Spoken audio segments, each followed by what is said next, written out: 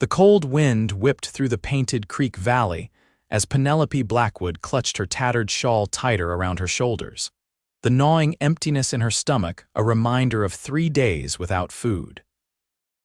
The wedding dress she wore, once pristine white, now bore the dust and grime of the trail, its hem torn and mudded from her desperate journey west. Colorado Territory, 1875, was unforgiving to a woman alone, especially one abandoned at the altar of a frontier church by a man who had only wanted her family's dwindling fortune. Penelope stumbled, her strength failing as the setting sun cast long shadows across the rugged landscape.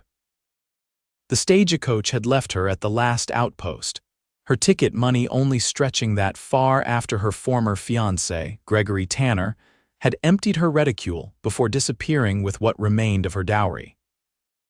The town of Silver Creek lay somewhere ahead, the last hope for a woman with nothing but the clothes on her back and a gold locket containing her parents' portraits, the only possession Gregory hadn't managed to steal. Just a little further, she whispered to herself, her parched lips cracking with each word. The promise of civilization kept her moving forward, one painful step after another, until her vision blurred and the ground rose up to meet her. Weston Striker didn't typically ride this far from his ranch in the late afternoon, but something had drawn him to check the eastern boundary of his property. The setting sun cast his shadow long across the prairie as he guided his chestnut stallion over the rolling terrain. At 32, Weston had built the Circle S ranch from nothing, working himself to the bone after returning from the war between the states.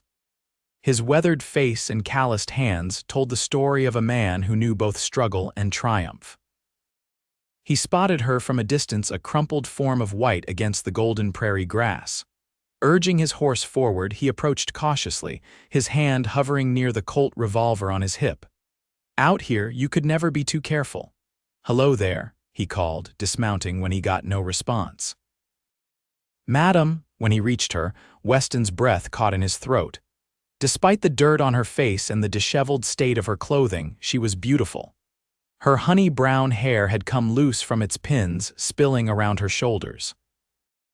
The wedding dress she wore raised more questions than answers. "Miss, can you hear me?" He knelt beside her, gently turning her over. Her face was pale, her breathing shallow, dehydration and hunger if he had to guess. He'd seen it before in settlers unprepared for the harsh realities of frontier life. Penelope's eyes fluttered open, the world swimming into focus as she gazed up at the stranger. For a moment, she thought she was dreaming the silhouette of a man against the dimming sky, strong shoulders, and a face half hidden by the shadow of a wide-brimmed hat.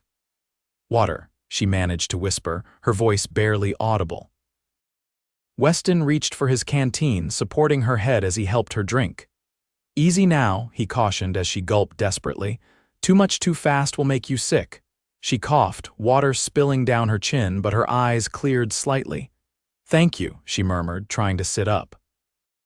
"Whoa there," Weston steadied her. "You're in no condition to be moving just yet. What in God's name are you doing out here alone, and in a wedding dress no less?" Penelope's eyes welled with tears she was too dehydrated to shed. "I was to be married. He left me, took everything." Weston's jaw tightened. He'd heard tales like this before, unscrupulous men luring Eastern women west with promises of marriage, only to rob them blind once they arrived. The territory was lawless enough that such men rarely faced consequences. "Silver Creek," she continued, her voice growing fainter. "I was trying to reach." "Silver Creek still 5 miles east," Weston replied, concern etching lines around his eyes. "You wouldn't have made it before nightfall, and the temperatures drop mighty fast out here." She swayed, even in her seated position, and Weston made a quick decision. "My ranch is just over that ridge. I can get you there, give you food and shelter for the night. Tomorrow we can figure out what to do." Fear flickered across her face. A woman alone had reason to be wary of strangers, especially men. Weston recognized her hesitation. "Madam, I give you my word as a gentleman that you'll come to no harm under my roof. I have a housekeeper, Mrs. Davis, who'll see to your needs." He paused, adding softly, "You don't have many options right now." Penelope knew he was right. She was starving, exhausted, and the sun was setting rapidly. If she refused his help, she might not survive the night. "Very well," she whispered, her pride momentarily set aside in favor of survival. Weston helped her to her feet, but her legs buckled immediately. Without hesitation, he swept her into his arms, surprised at how little she weighed. He lifted her onto his horse before mounting behind her, one arm securely around her waist as he took the reins with his free hand. "I'm Weston Striker," he said as they started toward the ranch. "Owner of the Circle S, Penelope Blackwood," she replied, fighting to stay conscious as the rhythmic movement of the horse threatened to lull her into sleep. "Of Philadelphia." "Philadelphia," Weston whistled low. "You're a long way from home, Miss Blackwood. Please," she murmured, "call me Penelope." Weston smiled slightly, though she couldn't see it. "Rest, Penelope, you're safe now." As they rode, she gradually relaxed against him, her head eventually resting against his chest as exhaustion claimed her. Weston found himself protectively tightening his arm around her waist, a strange feeling stirring in his chest. He'd spent the last decade building his ranch, with little time for courting or social calls. The weight of this woman against him awakened something he'd long forgotten or perhaps never truly known. The ranch house came into view as the last rays of sunlight disappeared behind the mountains. The two-story structure stood proud against the darkening sky, windows glowing with warm lamplight. Several outbuildings and corrals surrounded it, and a bunkhouse sat a short distance away where Weston's ranch hands would be settling in for the evening. As they approached, a stout woman emerged from the main house, wiping her hands on her apron. "Mr. Striker, we were beginning to worry." Mrs. Davis stopped short when she saw the unconscious woman in his arms. "Good heavens, what's happened?" "Found her collapsed about 3 miles east," Weston explained, carefully dismounting while supporting Penelope. "She's been robbed and abandoned, needs food, water, and rest." Mrs. Davis's motherly instincts immediately took over. "Bring her inside, I'll prepare the guest room and heat some broth." Weston carried Penelope into the house, her wedding dress trailing behind them. The ranch hands who were still outside the bunkhouse watched curiously but knew better than to ask questions. Their boss was a private man, and if he was bringing a woman to the main house, he had his reasons. The guest room was simply furnished but comfortable, with a 4-poster bed, a washstand, and a small dresser. Weston gently laid Penelope on the bed as Mrs. Davis bustled about, lighting lamps and pulling back covers. "Poor dear," the older woman clucked, assessing Penelope's bedraggled appearance. "I'll need to get her out of this dress and into something clean." Weston nodded, suddenly aware of how inappropriate it was for him to linger. "I'll leave her in your capable hands, Mrs. Davis. Let me know when she wakes." As he turned to leave, Penelope's eyes fluttered open. She reached out, catching his wrist with surprising strength. "Thank you," she whispered, her green eyes holding his for a moment before closing again. "You're welcome, Miss Blackwood," he replied softly. Though she was already drifting back to sleep, outside the room, Weston stood for a moment, rubbing his jaw thoughtfully. Something about this woman struck him deeply, her vulnerability combined with an unmistakable strength. He'd seen grown men break under less hardship than she'd clearly endured. Over the next few hours, Mrs. Davis worked her magic. She managed to rouse Penelope enough to help her out of the filthy wedding dress and into a clean nightgown borrowed from Mrs. Davis's own things. She bathed Penelope's face and hands, brushed out her tangled hair, and coaxed her to sip some warm chicken broth. By midnight, Penelope was sleeping peacefully, color returning to her cheeks. Mrs. Davis found Weston in his study, where he sat nursing a glass of whiskey and staring into the fireplace. "She'll live," the housekeeper announced, settling into the chair opposite him, "though she's been through quite an ordeal by the looks of it." "Did she say anything more about what happened?" Weston asked, swirling the amber liquid in his glass. "Bits and pieces.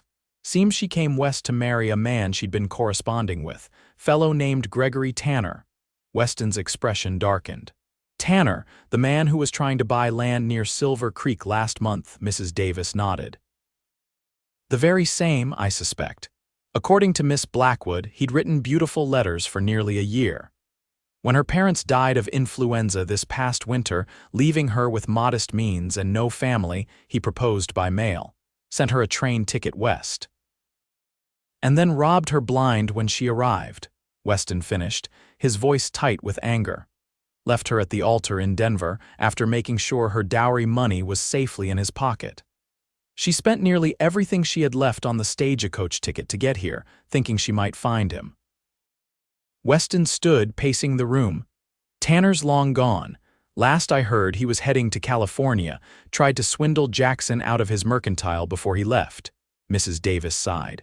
The poor girl has nothing left, no money, no family, not even a change of clothes. She has us, Weston said with sudden determination. At least until she gets back on her feet. The housekeeper gave him a knowing look. Very generous of you, Mr. Striker. Weston avoided her gaze. It's the Christian thing to do, Mrs. Davis, nothing more. Of course, she replied, not bothering to hide her smile as she rose to leave. Nothing more. But as Weston finished his whiskey in solitude, he knew it wasn't that simple. Something about Penelope Blackwood had gotten under his skin in a way no woman ever had. The morning sun streamed through the guest room window when Penelope finally awoke. For a moment, she lay disoriented, the unfamiliar surroundings causing her heart to race until the events of the previous day came flooding back. She was at the Circle S ranch, saved by a stranger named Weston Striker. She sat up slowly, surprised to find herself in a clean nightgown, her face and hands free of dirt. The ravenous hunger that had plagued her for days had subsided to a manageable ache, likely thanks to the broth she vaguely remembered being fed during the night. A soft knock at the door preceded Mrs. Davis's entrance. The older woman carried a tray with a steaming bowl of porridge, toast, and coffee. "Good morning, dear. Glad to see you awake. How are you feeling?" she asked, setting the tray on Penelope's lap. "Much better, thank you," Penelope replied, inhaling the wonderful aroma of the food. "I don't know how to thank you for your kindness." "No thanks needed. Mr. Striker wouldn't have it any other way." Mrs. Davis busied herself opening the curtains wider. "Now eat up. You need your strength." Penelope didn't need to be told twice. She ate with careful restraint, knowing that too much too quickly would make her ill, but savoring every bite. As she ate, Mrs. Davis laid out some clothing on the foot of the bed. These belonged to Mr. Striker's sister when she visited last summer. "They might be a bit large, but they'll do until we can sort something else out." Penelope's fork paused halfway to her mouth. "I can't impose on you any further. Once I've eaten, I should continue to Silver Creek." Mrs. Davis's expression turned stern. "And do what exactly?" "You've no money, no possessions, and from what you told me last night, no prospects." Tears stung Penelope's eyes as the harsh reality of her situation sank in. "I don't know," she admitted, "but I can't stay here indefinitely. Mr. Striker has suggested you remain at least until you're fully recovered. After that, we can discuss your options." The housekeeper's voice softened. "Sometimes pride is a luxury we can't afford, Miss Blackwood." Penelope nodded, swallowing past the lump in her throat. "You're right, of course. Please thank Mr. Striker for his generosity. You can thank him yourself. He's asked to see you once you're dressed and feeling up to it." After finishing her breakfast and dressing in the borrowed clothes, a simple blue calico dress that hung somewhat loose on her frame, Penelope made her way downstairs. She found the house to be comfortably appointed but not ostentatious, reflecting its owner's practical nature. Weston was waiting in what appeared to be a small study, standing when she entered. In the daylight, she could see him clearly for the first time. Tall and broad-shouldered, with sun-bronzed skin and eyes the color of a summer storm, he cut an imposing figure. Yet there was gentleness in his expression as he gestured for her to take a seat. "Miss Blackwood, good to see you on your feet." "Thanks to you, Mr. Striker," she replied, settling into the offered chair. I'm not sure I would have survived another night out there." "No need to dwell on might have beens," he said, retaking his own seat. "Mrs. Davis tells me you're from Philadelphia." Penelope nodded, smoothing her borrowed skirts. "Yes, my father was a professor at the university there. After my parents passed this winter, I had few options." And this man, Tanner, seemed to offer a solution. Her cheeks flushed with embarrassment. His letters were so convincing. He described his property here, his plans for the future, said he needed a well-educated wife to help build a life in the West. She looked down at her hands. "I was naive." "You were hopeful," Weston corrected. "There's no shame in that. The shame belongs entirely to Tanner." His words eased some of the humiliation she felt. "Nevertheless, I find myself in an impossible situation. I can't impose on your hospitality indefinitely.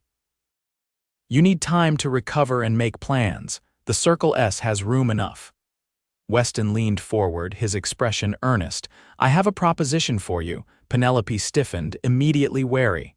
She'd learned the hard way to be suspicious of men's propositions. Noting her reaction, Weston quickly clarified. "Mrs. Davis has been asking for help with the household for some time. The ranch is growing, and so are her responsibilities. If you're willing, I could use your assistance here. Room, board, and a small wage in exchange for your help." Relief washed over her. "You would do that for a complete stranger?" "I'm a fair judge of character, Miss Blackwood. Besides," a small smile played at the corners of his mouth, "Mrs. Davis has already taken a shine to you, and she's not easily impressed."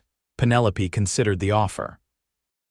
It would give her time to recover, save some money, and determine her next steps.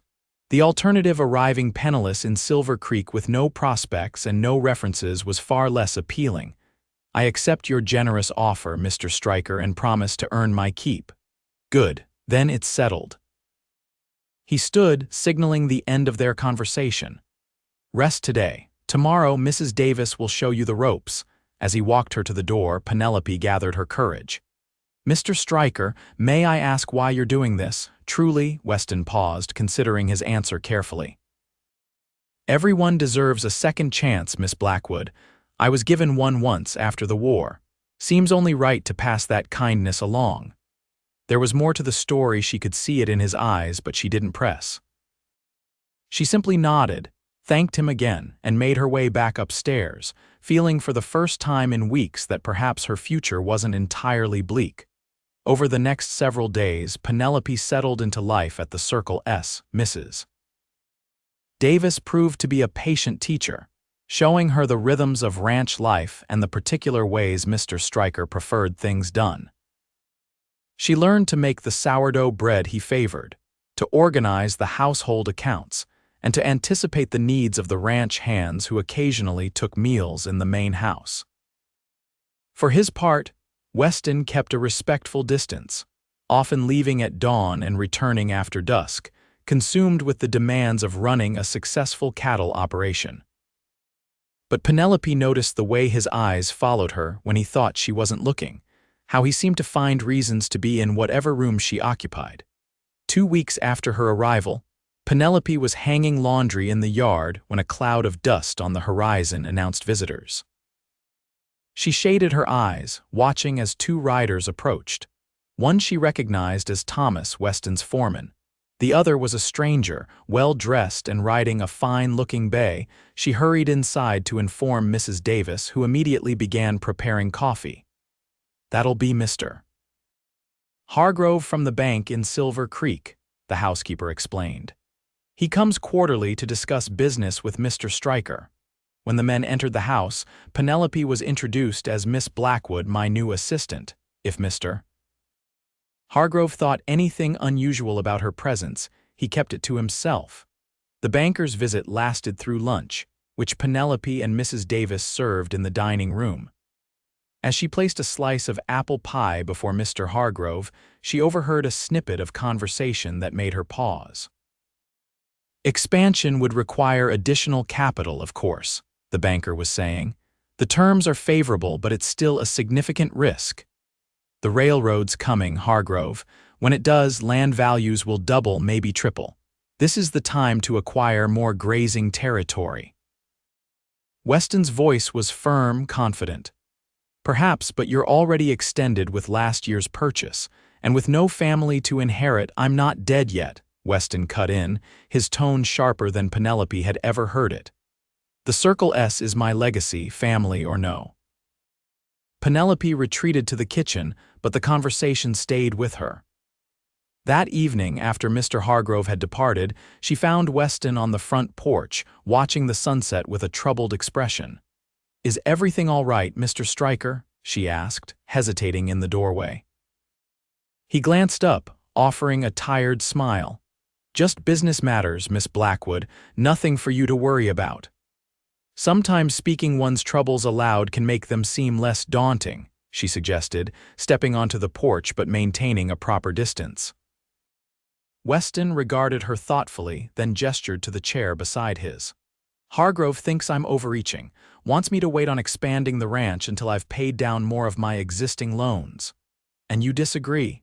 The opportunity won't wait. There's prime grazing land available now that won't be on the market in a year or two." Penelope considered this. Her father had often discussed economics at the dinner table, and she'd absorbed more than most women of her acquaintance. Mr. Hargrove mentioned the railroad. "It's coming through 40 miles south, will change everything in this territory." "Then your instinct to expand now seems sound," she observed, "though I understand his caution." Weston looked surprised at her assessment. "You know something of business." "My father believed education shouldn't be limited by gender. He taught me alongside my brother until Alexander left for Harvard." A shadow crossed her face at the mention of her brother who had fallen at Gettysburg. "A progressive man, your father, he was." She smiled softly at the memory. "He would have liked you, I think." The personal observation hung between them, more intimate than any exchange they'd shared before. Weston cleared his throat. "High praise coming from you." They sat in companionable silence as the last rays of sunlight disappeared and stars began to prick the darkening sky. Finally, Penelope stood. "I should help Mrs. Davis with the dinner preparations." "Penelope," Weston said, using her given name for the first time since the night he'd rescued her. "Thank you for listening," she nodded, a warm feeling spreading through her chest at the sound of her name on his lips. "Anytime, Mr. Striker." "Weston," he corrected. "I think we've moved beyond formalities, don't you?" "Weston," she repeated, testing the name. "Good night." As spring turned to summer, the days grew longer and hotter. Penelope's role at the ranch expanded as she proved her capabilities. When Mrs. Davis fell ill with summer fever, Penelope took over the household entirely for nearly 2 weeks, managing everything from meals to laundry to the ordering of supplies. Weston, impressed by her competence, began consulting her on business matters.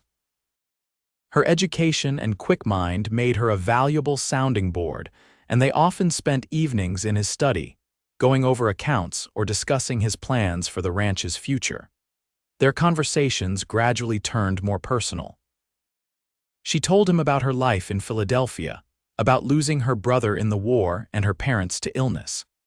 He shared stories of his own time as a Union cavalry officer, his return to Colorado with nothing but determination, and the years of backbreaking work that had built the Circle S.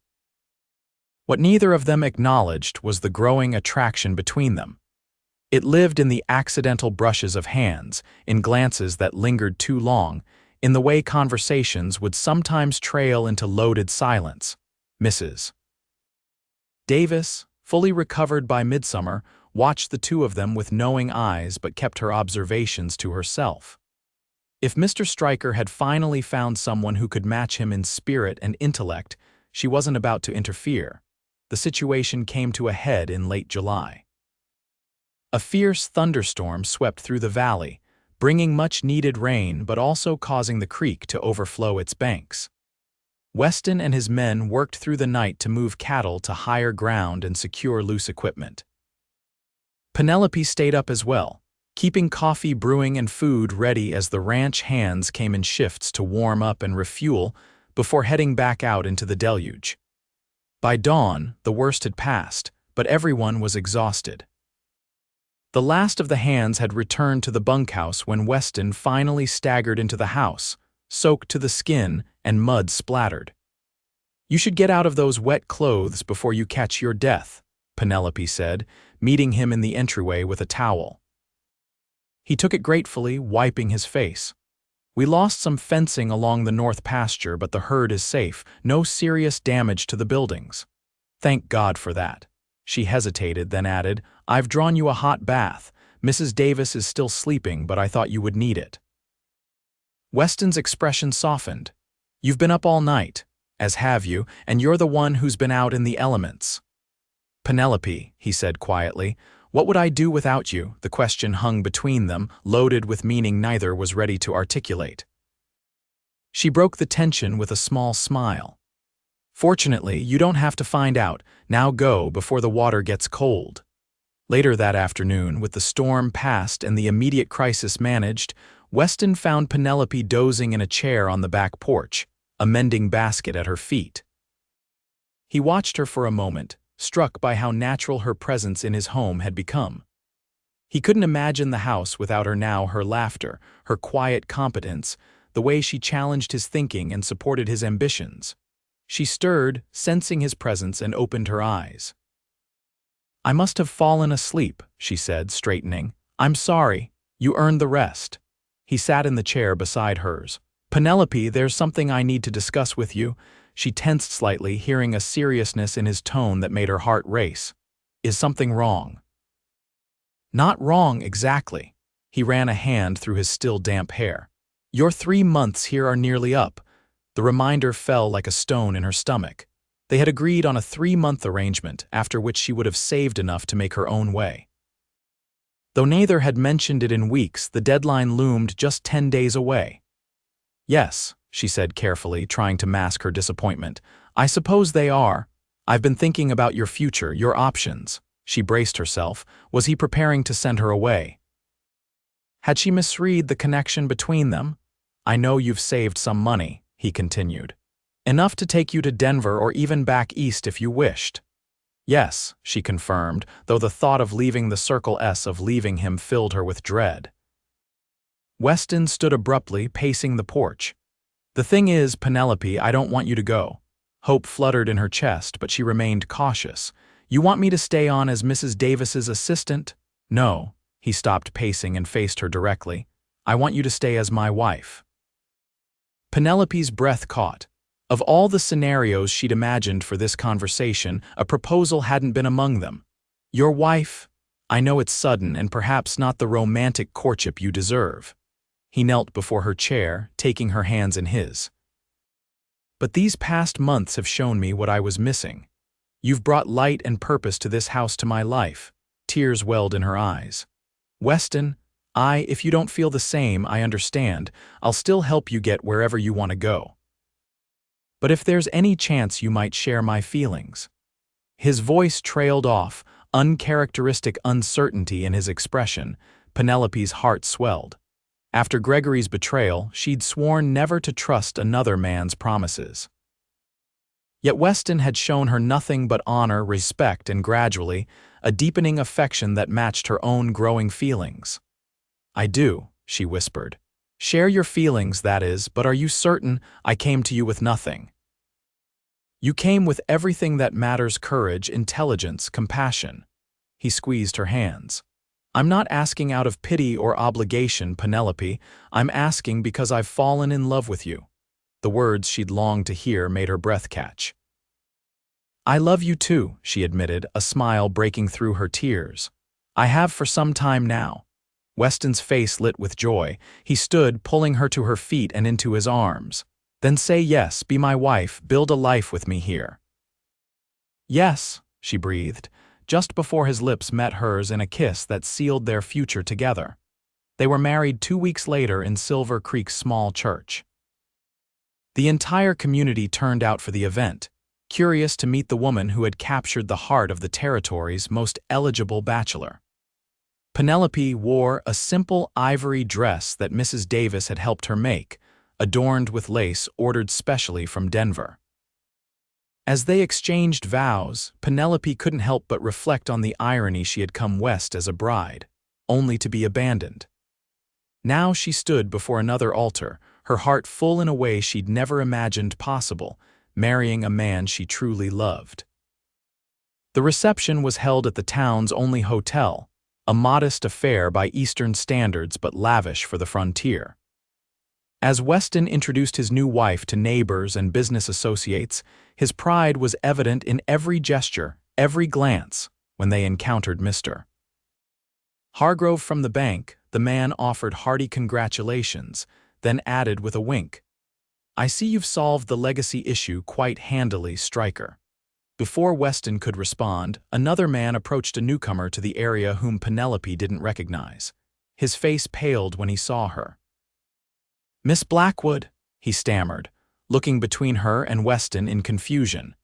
It took Penelope a moment to place him one of Gregory Tanner's associates who had been present at the church in Denver on what should have been her wedding day.